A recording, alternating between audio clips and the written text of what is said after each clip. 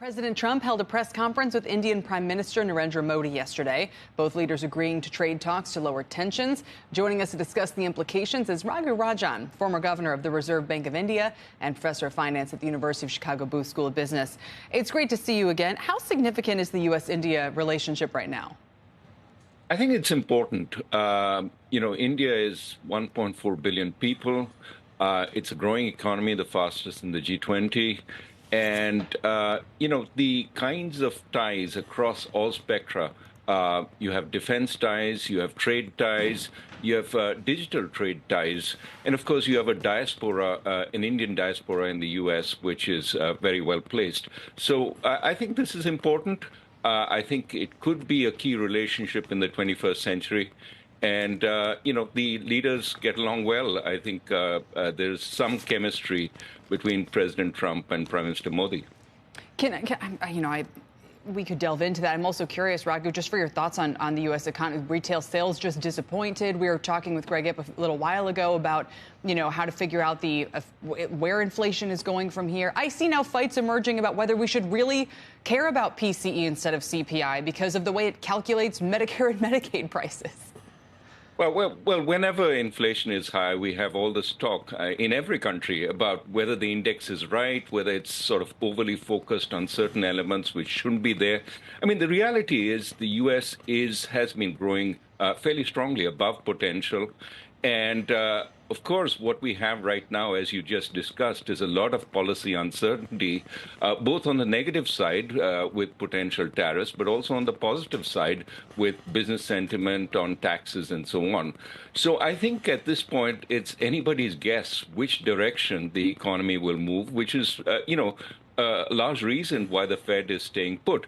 Of course, there's also a question about the inflation numbers in January, which tend to have a seasonality that may not be fully corrected for. Right. But the operative term right now is uncertainty and wait and see.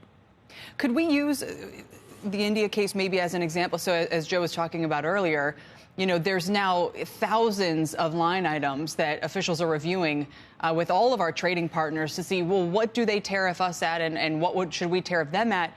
What does India? I saw that India is now lowering tariffs on like Harley Davidsons, for instance. What other kinds of tariffs do they have on U.S. goods? Well, I think on cars and motorcycles, certainly the tariffs that India places on U.S. goods are much higher than the tariffs that the U.S. places. That said, I think if you look at the entire relationship, India does run a pretty large trade surplus with respect to the United States. There is scope for India to buy more. For example, natural gas, India has a demand for that. It needs to build out some of the infrastructure facilities to take more of that. But that could be an important positive to the relationship. The other important area is India is the world's largest defense goods importer, and India needs to move away from a dependence on Russia. So that would mean more cooperation with the U.S., and especially if it goes to new tech stuff like drones and AI, I think it will serve both countries well. Yeah, so do you kind of look at that and from sort of a dispassionate point of view and think, it's probably good for India to lower those tariff rates or barriers and probably, I don't know what the U.S. might plan in return, as it relates to India or any of these other countries. Is it sensible policy? I think it's reasonable to push other countries to reduce their tariff rates.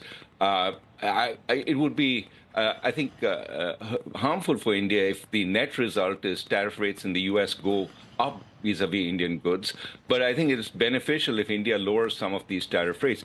The worry is that it's more than just India's tariff rates, whether, there's a lot of talk that the only deficit that is reasonable is zero deficit.